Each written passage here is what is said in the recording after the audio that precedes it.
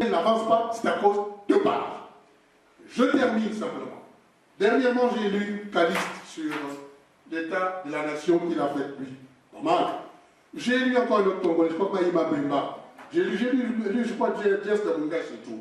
On se dit, il y a changement de gouvernement au Congo, changement de en France, pardon. C'est le président Hollande qui est maintenant là. Ne vous leurrez pas, la conclusion peut celle-là. Rien ne changera. Mais ils ne vont pas dire, ils ne vont pas faire de place. Ils ne vont pas faire de place. Je suis heureux de voir ici les amis les Verts, comme d'habitude. Depuis François-Xavier Gachard et tout, survie, je sais, c'est bien. Mais qu'est-ce que nous faisons? Est-ce que nous sommes crédibles en face d'eux? Regardez, il y en a encore là, les croulants congolais, là. Soit-ils les anciens politiques, les anciens ministres, ils sont là sur Paris. Comme c'est des jeunes qui organisent, on ne peut pas les voir. Parce qu'ils ont des intérêts à préserver. Les liaisons dangereuses qu'ils ont avec le système. Ici, entre ici et là-bas. Alors, cette hypothèse-là. Or, l'hypothèse la plus basse, et ça, là, je ne la mettrai jamais, je ne serai pas ici, depuis 15 ans, c'est la compromission. Ceux qui ont choisi la compromission, vous savez ce qui se passe. Ils sont partis, en commençant par Kolela, vous savez bien le risque, personne n'a main, et les autres, vous savez bien. Alors, c'est bien beau. Est-ce qu'au sortir de cette salle, après les autres débats qui vont suivre, serons-nous capables maintenant aujourd'hui d'avoir des prémices d'une plateforme, d'une véritable opposition à la dictature au Congo? Voilà ma préoccupation. Merci.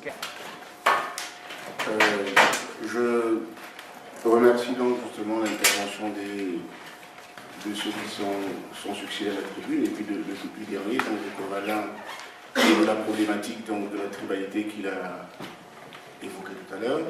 Vous avez évoqué vous-même, je ne connais pas la profondeur du concept de tribalité, mais en tout cas, la problématique, elle est là. C'est vrai que dans la configuration actuelle du Congo-Brazzaville, ethnique, j'entends, il est difficile aux élections d'avoir un consensus, et ceci ne fait que justement exacerber encore des tensions ethniques, et puis vous avez parlé de scission tout à l'heure, et on voit qu'on va vers une situation difficile. Mais moi j'intervenais parce que vous avez parlé de quelque chose de fort ici, là. Vous avez dit qu'il faut qu'on revienne à nos traditions. Oui, et ça c'est vrai, parce que les démocraties, en tout cas la démocratie actuelle, qui, on le dit bien, l'état actuel du Congo, et c'est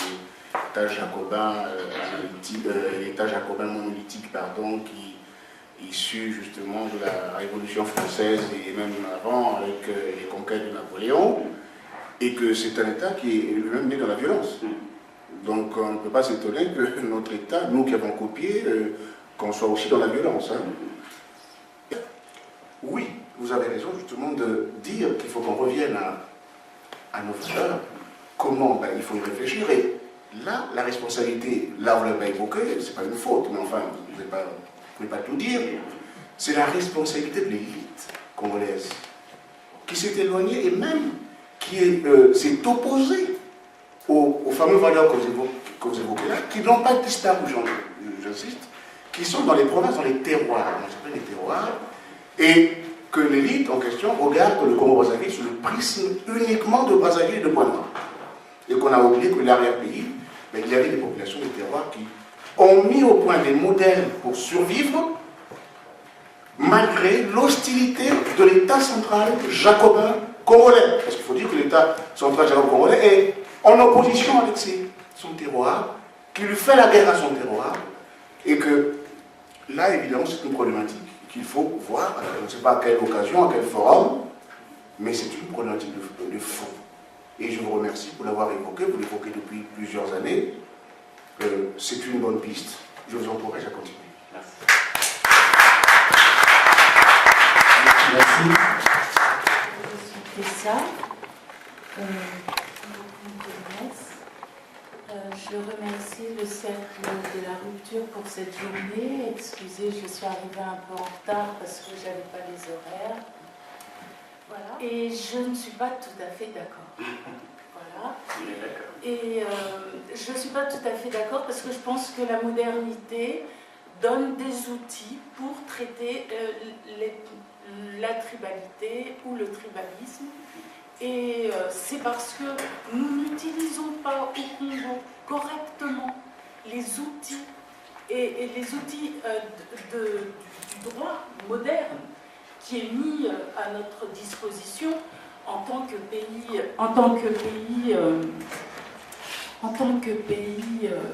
pas qu'il n'y a pas besoin de retourner à la tradition. D'abord, quelle tradition, hein, ça reste encore très problématique. Tu parlais tout à l'heure, qui est-ce qui est habillé en congolais? Oui. Bon, moi j'ai un peu froid, je suis très très frileuse. Et en plus, le pain de ma sœur, là, bon, il est fait en Hollande, je crois, ou bon, c'est des choses qui n'ont pas, qui sont pas de nos traditions, et qui ont été déterminées, enfin, on nous l'a donné. On nous a dit, voilà, bon, c'est le vôtre, c'est votre tradition, etc. Je souligne cet aspect de... Merci beaucoup. Merci, madame.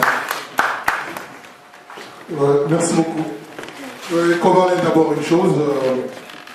Félicitations pour ton travail de recherche. Alors, j'aimerais simplement relever quelques passages. C'est bien l'historicité, en fait, un peu par rapport à les crises politiques congolaises, depuis 1946, Chikaya, Opango et autres. Alors là où j'aimerais un peu m'apaisantir, c'est à partir de 63 et 64. 59, évidemment, c'est la plaie qui a été ouverte.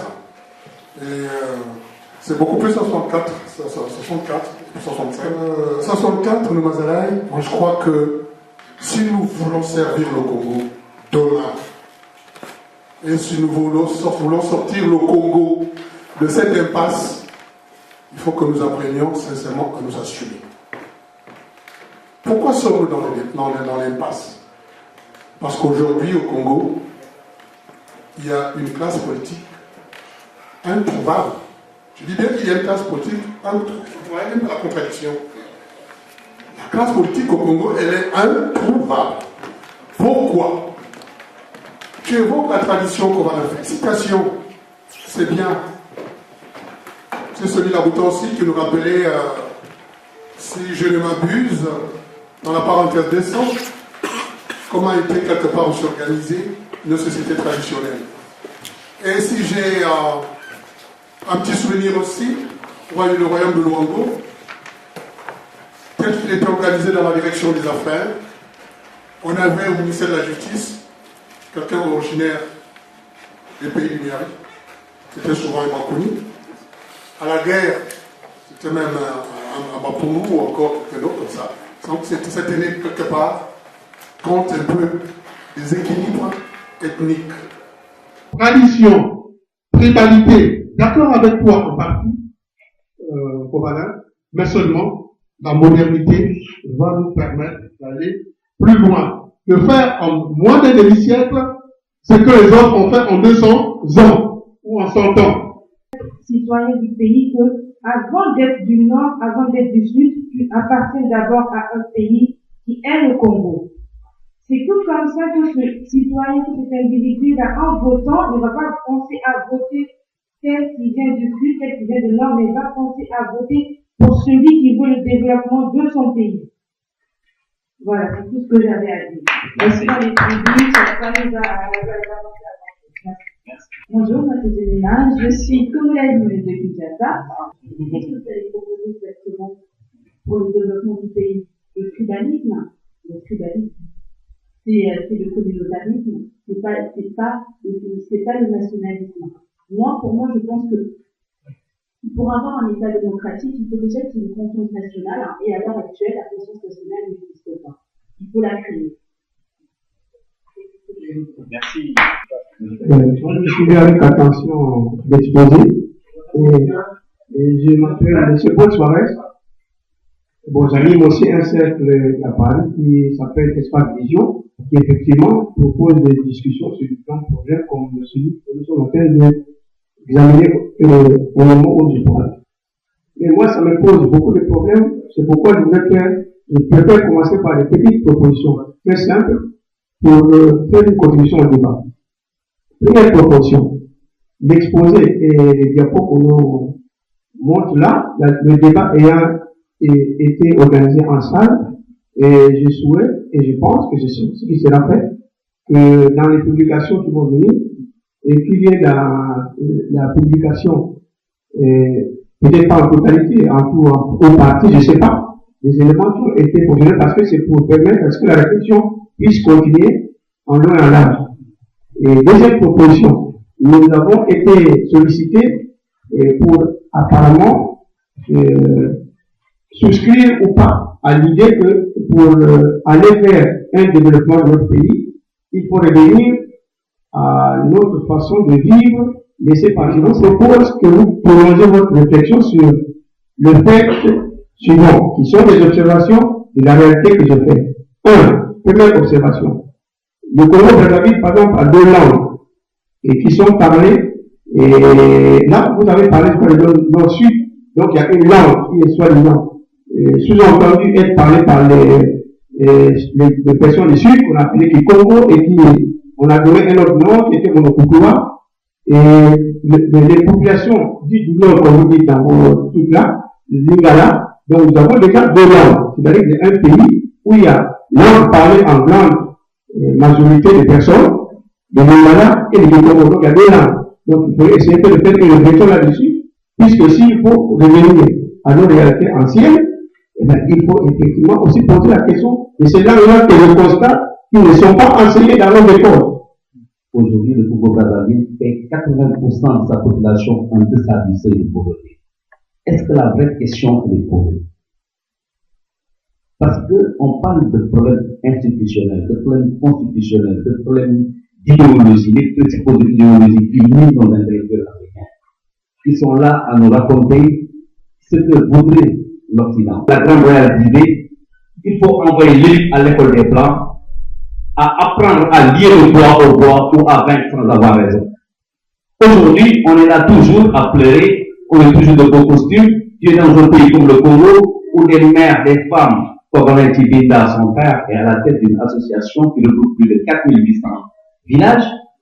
Et cette association, quand tu vas dans les villages des profondeurs du Congo, les gens ont des problèmes majeurs de bois. On n'a pas besoin de 1500 € pour aider ces gens-là à mettre en place des petits programmes de développement qui les aideraient à régler les problèmes existentiels auxquels ils sont confrontés. Tant qu'on ne règle pas ces problèmes, on n'ira nulle part. Le problème du Congo, c'est le problème du Sénégal, c'est le problème de tous ces pays africains qui sont aujourd'hui dans d'autres logiques, alors qu'il faudra commencer par des développements primaires, régler les problèmes de l'autosuffisance alimentaire avant de s'inventer autre chose.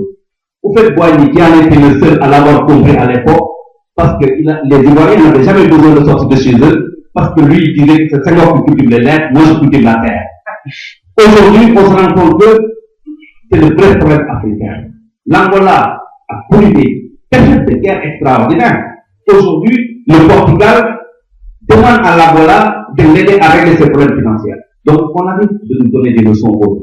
On arrête de nous amener cette histoire dont on a besoin, certes, de comprendre parce qu'il doit y avoir une conscience politique, mais on est dans une autre logique, les gens ne s'inscrivent pas dans la prospective. Ils voient les caméras, ils voient les trucs modernes, ils les consomment, mais ils pensent que c'est des choses qui tombent du ciel. Des gens ont mis en place des procédures de réflexion, ils ont recruté des jeunes qui ont plus de temps de réfléchir sur ça avant de les conceptualiser ou de les proposer. Et nous, qu'est-ce qu'on fait? Ce pays comme le Congo, c'est un pays riche pour le même nom. Mais regardez la Guinée équatoriale, le petit président qui n'a fait aucune étude aujourd'hui a sorti de sous terre une ville moderne. Un aéroport qui est presque la réplique de l'aéroport de Francfort. Ce que j'aimerais dire, c'est qu'en ce qui concerne le tribalisme, je pense qu'il ne faut pas non plus que nous tombions dans le particularisme. Repartir vers la tribalité, en fait, si je comprenais, c'est que nous repartons dans nos valeurs respectives, mais si je pense que nous avons les différentes tribus, les différentes régions ont souvent un socle commun. Si l'on repart en fait vers les sources, je chaque tribu, en fait, les tribus du Nord, pour l'essentiel, ont beaucoup de choses en commun. Vous verrez que, souvent, les valeurs, certaines valeurs qui sont au Sud, vous prenez, je ne sais pas, le Kimuntu, vous trouverez le Bogoto aussi. Le Kimboadi, là-bas, vous trouverez, l'Isara, ça existe aussi. Donc, il ne faut pas non plus qu'on fasse l'amalgame, c'est-à-dire que, puisque certaines personnes ont fait du tribalisme leur cheval de bataille, en fait, leur fonds de commerce, on se dise que, bon, voilà, puisque l'on ne peut pas vivre ensemble finalement, on passe à la scission, parce qu'on l'a évoqué, hein, ce n'est pas que vous êtes pour la scission, mais je sais qu'il y a des compatriotes qui sont pour la scission. Opter pour la scission, pour moi, ça serait vraiment l'échec consommé du politique, hein, enfin, du politique. Moi, je pense qu'en fait, à l'heure actuelle, il faut que le tribalisme, la lutte contre le tribalisme, soit un cheval de bataille. En fait, les gens, on a vu les Mandela lorsqu'ils commencent à parler de one man, one vote, on n'y croit presque pas, c'est presque impossible. Il faut que maintenant, eh bien, les gens se mettent à travailler, mais comme ils se doivent, pour que Bouddha, peut-être pas nous, mais que d'autres aussi puissent vivre dans un pays universitaire. Merci. Bonjour, je me présente, je suis Patrick Pelalac. Je connais Covalin depuis 3-4 ans. On travaille ensemble effectivement sur cette problématique. Je partage certaines idées. Je suis de Madagascar, donc je suis du continent africain. Et la tribalité, effectivement, est quand même quelque chose à savoir. Et je veux rassurer un peu les jeunes. C'est bien de savoir qui on est, d'où on vient, pour pouvoir ensuite se projeter dans l'avenir. Ça, c'est très bien. Mais la tribalité ne veut pas dire qu'on doit lui confisquer la démocratie, etc. Non. C'est juste, en fait, que les idées qu'on a partagées, ou du moins que je partage avec Covalin, ça a été le respect. Et aujourd'hui, effectivement, quelque chose que l'on perd. Le respect. La corruption, aujourd'hui, pour revenir effectivement sur la corruption, c'est un mot, effectivement, des mots qui font très mal au continent africain. Pour faire un petit clin d'œil à Europe Écologie des Verts, il y a beaucoup de questions, effectivement, d'environnement en Afrique. Et là-dessus, il ne faudra pas, effectivement, les ignorer. L'idée, effectivement, de cette notion de rivalité à approfondir, et je peux vous rassurer que c'est quelque chose qui intéresse tout le continent africain. L'étranger. Est-ce qu'au sein de la société civile congolaise, vous avez déjà des leaders, puisque là vous avez parlé des leaders il faut que le Congo ait des leaders qui sont différents de ceux qui existent depuis les années 50. Est-ce qu'au sein de cette société civile, au sein de la diaspora congolaise, vous avez des leaders, vous me permettez l'expression, qui peuvent défendre toutes les problématiques que vous êtes en train de développer aujourd'hui? Merci. Enfin, il y a des échos qui viennent de Brazzaville parlant d'une possibilité d'états généraux. Et en même temps, il y a également au niveau de la diaspora, des voix qui parlent éventuellement d'une rencontre où on pourrait faire une plateforme. Qu'est-ce que vous en pensez et quelles sont vos actions dans ce sens? Alors, merci de m'accorder la parole une fois de plus. Alors, vous avez parlé dans votre exposé de l'enrichissement qui est presque le facteur essentiel, qui pousse les Congolais à faire la politique. Est-ce que le cercle a essayé de réfléchir dans ce sens? C'est-à-dire, en fait, pour moi, j'avance comme ça, des idées du genre, sans pour autant aller jusqu'à la paupérisation de la classe politique. Alors, c'est pas ce que je vais prôner parce qu'on risquerait de tomber dans l'excès inverse. Mais par exemple, que certains postes ne donnent mieux qu'à des indemnités. On arrête avec les professionnels de la politique, et en fait, pendant toute leur vie, n'ont fait que la politique, et qui pensent que quand ils ont fini avec la politique, c'est la mort. En fait, il faudrait que, je dirais, est-ce que vous avez réfléchi dans ce sens-là? Voilà. Il faut que les économistes congolais fassent un travail qui fasse que, par rapport au niveau des Congolais, que les gens politiques, tels que les députés, qui soient arrosés, mais pas autant de moyens. Tout ça, la corruption est autre chose. J'en ai terminé, merci.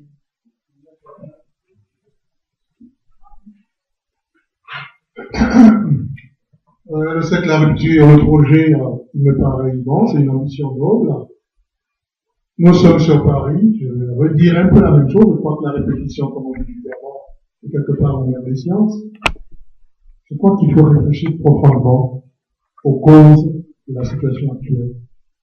Vous avez, pour question de temps certainement, essayé un peu de ramasser les choses, ne pas aller dans le détail. Pour qu'il y ait rupture au Congo, effectivement, il faut d'abord qu'il y ait une profonde aussi remise en question. C'est pas seulement pour l'ancienne classe, mais pour celle qui prétend aussi supplanter celle qui est là déjà. Ça, c'est très important. Et si on a ce positionnement-là, vraiment stratégique, on y arrivera.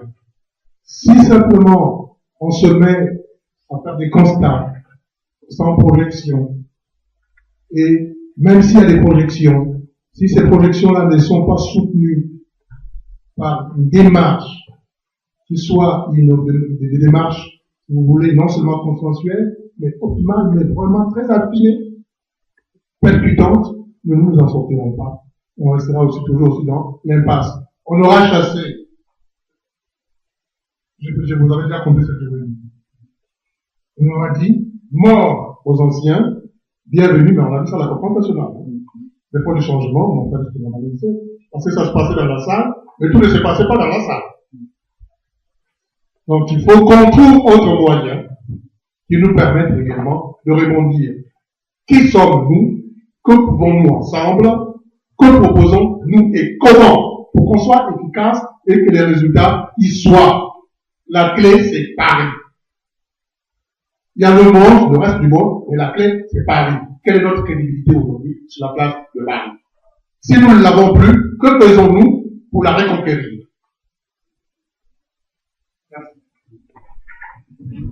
Merci. Ketanganga, né Congo. J'ai eu la formation et je n'ai pas décidé de venir ici. Mais en venant ici, justement, c'est dans le souci, l'espoir de lancer le base pour un nouveau Congo. Je m'excuse parce que je suis arrivé un peu en retard. Mais pour ce qui est du Congo, je pense que la problématique, c'est de savoir d'où nous venons et où allons-nous. Ça, c'est la problématique. C'est-à-dire que si j'ai bien compris le brillant exposé que vous avez fait, la problématique, c'est de savoir d'où nous venons et où allons-nous. Quand on a répondu à cette question, les autres questions viendront petit à petit, les réponses viendront. Alors, si nous voulons savoir d'abord d'où nous venons, dans ce cas, ça nous renvoie au Congo, au royaume au Congo. Qu'est-ce que le royaume au Congo? Comment les gens vivaient au royaume au Congo? Comment était la chose politique, la question politique? Elle était comment nos ancêtres voyaient la chose politique. Les rapports entre ce qu'on appelle, entre guillemets, les ethnies qui ne sont pas des ethnies, qui sont des nations, comment entre un Bakeke, un Bayaka, un Nyomé, un Babembe, un Balari vivaient entre eux. C'est ça. Une fois qu'on a répondu, que ce soit sur des questions religieuses, politiques, sociales, tout sera posé. Donc c'est ça la grande problématique. Et vous avez également évoqué l'aspect de l'État. Mais nous ne sommes pas un État, nous ne sommes pas non plus une république, dans la mesure où l'indépendance, c'est l'ancien président de Gaulle qui nous a donné l'indépendance. Mais une république, c'est un projet. C'est normal qu'aujourd'hui, les présidents que nous avons n'arrivent pas à gérer tout l'argent que vous avez cité pour le Congo, parce que, à la base, il n'y a pas des gens qui ont tracé une ligne et tout le reste vont suivre. Ici, on voit, De Gaulle a tracé une ligne. Et tous les présidents qui passent, ils suivent la direction tracée par les lignes. On peut aller aux États-Unis, on peut aller en Angleterre, c'est pareil. Donc, la vraie problématique, d'où venons-nous et où allons-nous? Et vous avez également parlé de la parenté. Là également, il y a un problème. Parce que vous avez parlé de l'ethnie, on peut également parler de la tribu, et puis on peut parler de... Mais ça, c'est contrairement par rapport à notre cosmogonie, par rapport à nos cultures. Donc, je pense, pour faire simple, retournons d'abord, étudions d'abord ce que c'est que, ce qu'étaient nos pays, nos royaumes, ce qu'il y a de bon en termes de principes, en termes de valeurs dans d'autres sociétés, nous pouvons les prendre et puis adapter chez nous. Mais dans un premier temps, on ne peut pas tout prendre. Là, la preuve, on a pensé que la démocratie c'était une bonne chose. Mais on se rend compte, ça ne fait que nous tuer, ça ne fait que nous diviser. Mais pour le cas, pour autant dit, au Royaume Congo, je ne sais pas si il y a d'autres éléments qui peuvent me le contredire. Sinon, au Royaume Congo, il y avait un roi qui s'appelait le Mani Congo, mais ce roi, ne s'auto-proclamait pas, en fait. C'était un roi qui était élu. Il y avait 7 provinces au Royaume Congo. Mbemba, Ndongo, Matamba, Mbata, Mpangu, Sundi, Luango. Ces provinces se réunissaient pour élire le Tinu Congo.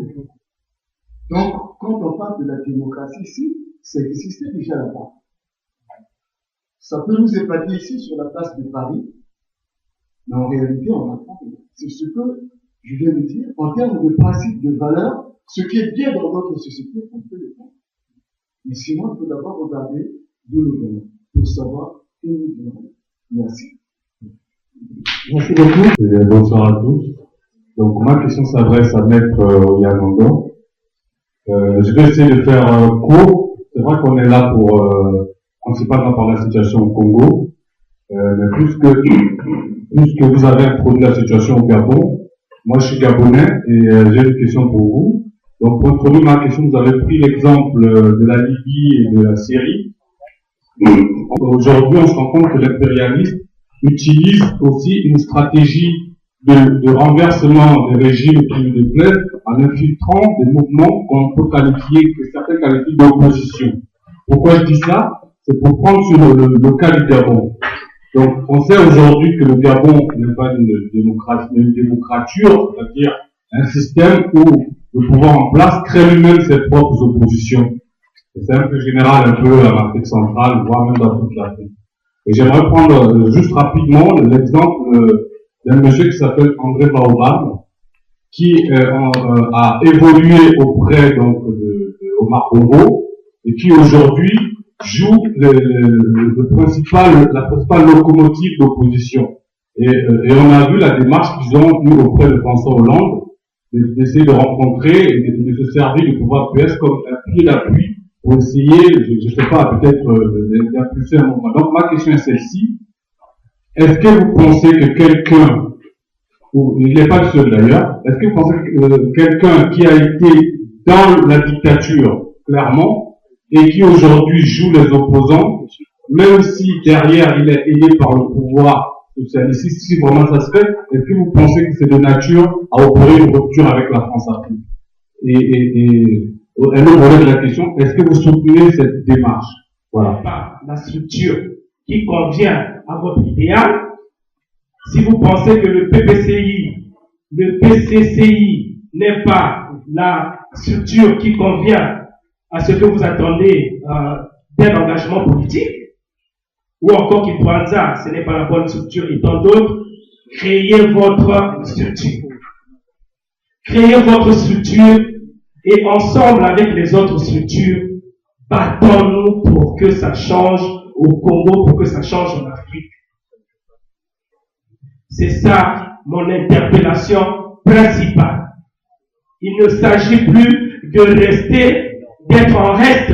Il ne s'agit plus de ça. La maison plus, la maison Congo plus, la maison Afrique plus. Donc il faut que nous agissions. Je salue la communication de Maître Paulette Oyan Ondo. Je la salue plus particulièrement pour un fait, c'est que après le discours, après le voyage de Hollande en Afrique, sur Internet et dans les discussions ici et là, les gens se gargarisent, nos frères et sœurs trouvent que le salut est arrivé. Non. Comme elle a su expliquer, François Hollande a donné un signal. De la même manière que le discours de la Pole était un signal. De la même manière que les indépendances pour lesquelles nos pères ont lutté, mais à la fin c'était d'autres qui ont été mis au pouvoir. C'était des signaux. Ce sont des petites ouvertures.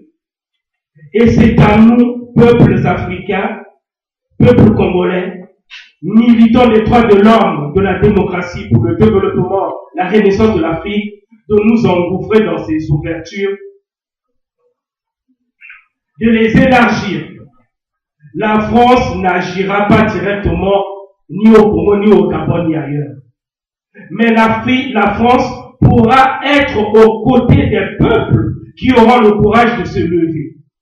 Donc, il faut que nous mettions en place des stratégies d'ébranlement des dictatures. Et ce n'est qu'à ce moment-là que la France pourra nous soutenir. Ici et là, chaque jour, il y a des gens qui vont frapper aux portes des députés français, qui vont... C'est peine perdue tant que nous ne sommes pas organisés, tant que nous n'avons pas commencé à agir sur le terrain. Voilà grosso modo ce que j'avais à dire. Et pour faire le lien avec le panafricanisme si cher à Lasconi, ça commence par l'unité des structures politiques, que nous nous rassemblions, que nous convergeons, et à ce moment-là, évidemment, on fera beaucoup de choses. Merci. Merci beaucoup. Bonsoir, je suis Armand Montono et je tiens à remercier les auteurs de cette rencontre. Par contre, j'ai un petit souci parce que dans le développement de Brian Malona que j'ai suivi, il y a eu une question qui a été posée. Si la diaspora congolaise est encore crédible, si elle ne l'est pas, comment retrouver cette crédibilité? Alors, parmi tous les intervenants qui sont passés, je n'ai pas eu cette réponse-là.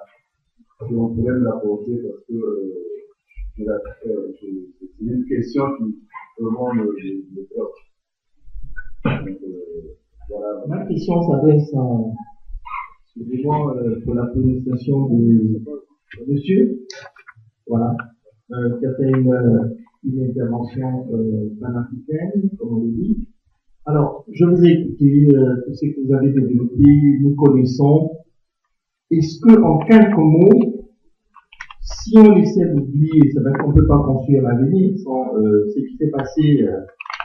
Alors, est-ce que pour l'Afrique, il faudrait que notre discours, chaque fois, soit appuyé sur ce qu'il faut faire, ou bien il faut construire, je reviens sur ma première question, ou bien il faut s'appuyer sur des sociétés civiles organisées, crédibles, pour que nous puissions enraciner la démocratie dans nos États.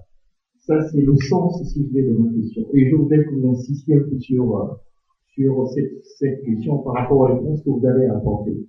Alors, ma question sur l'éducation, j'ai enregistré votre intervention. Je vous demanderai après la rencontre, parce que au sein de la diaspora africaine, j'ai une radio avec des amis qui sont aux États-Unis, puisque je suis entre la France et le Canada.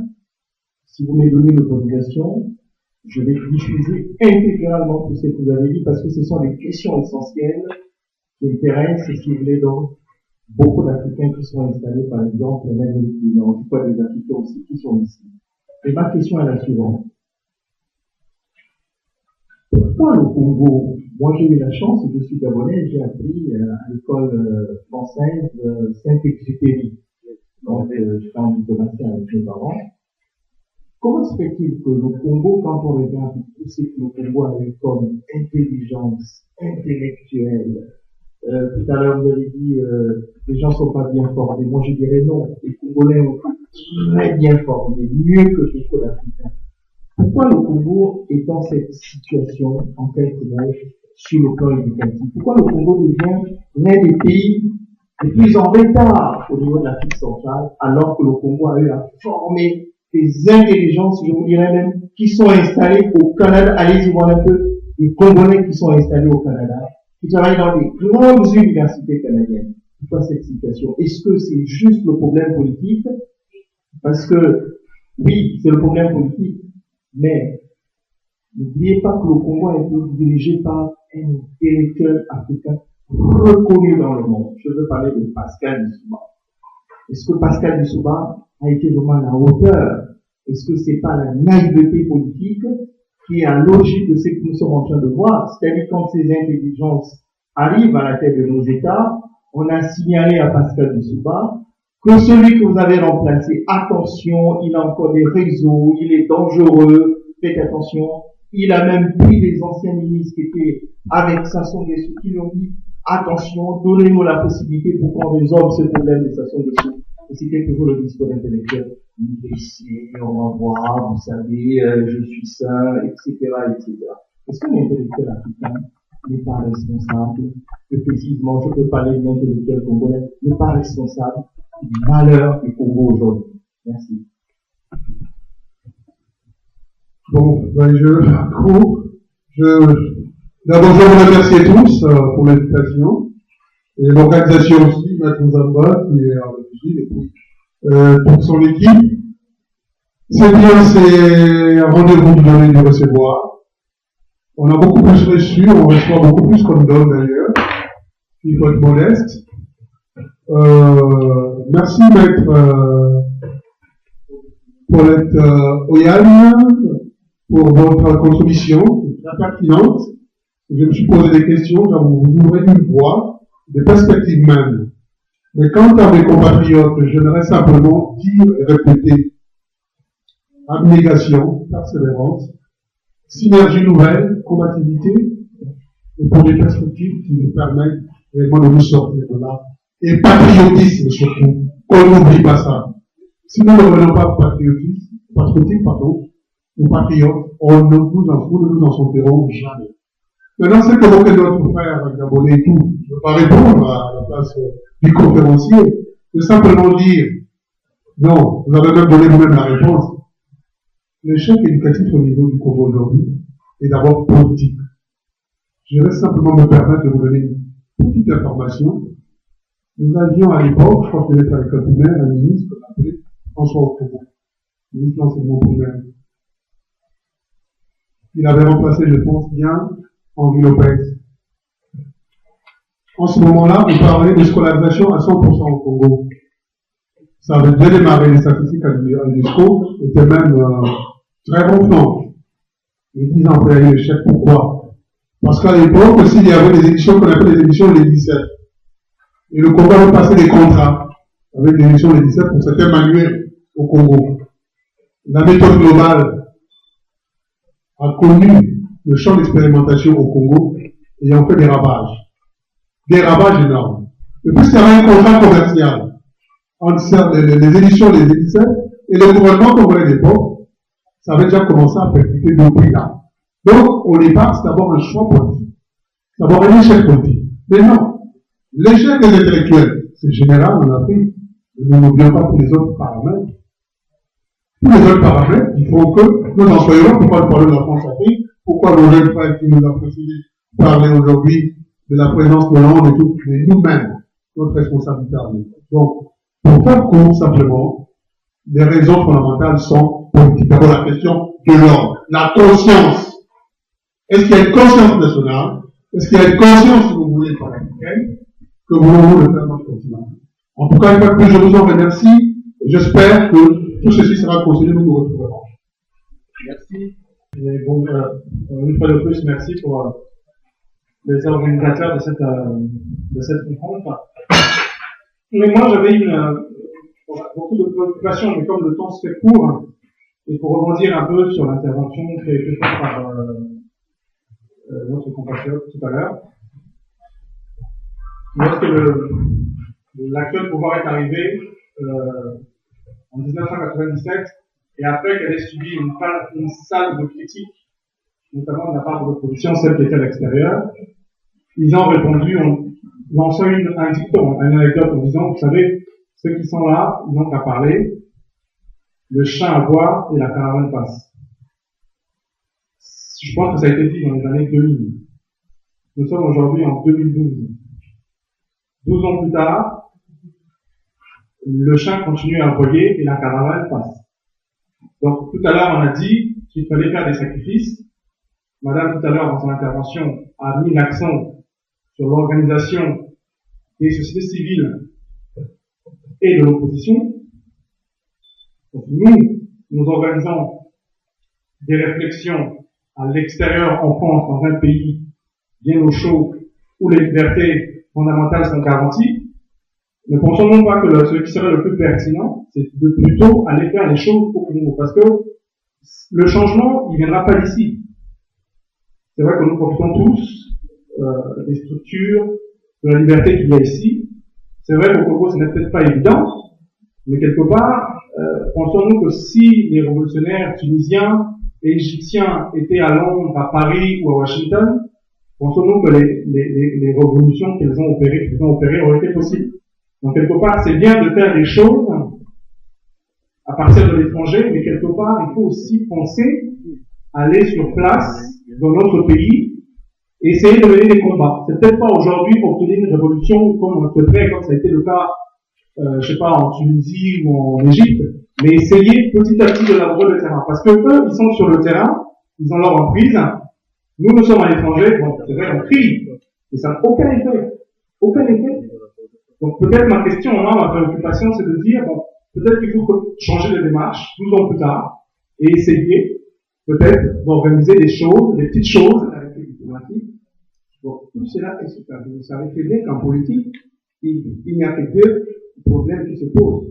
La question de l'alternance, qui c'est un groupe qui pense autrement que ceux qui sont au gouvernement, et puis ce groupe-là se décide pour aller prendre le pouvoir et le remplacer.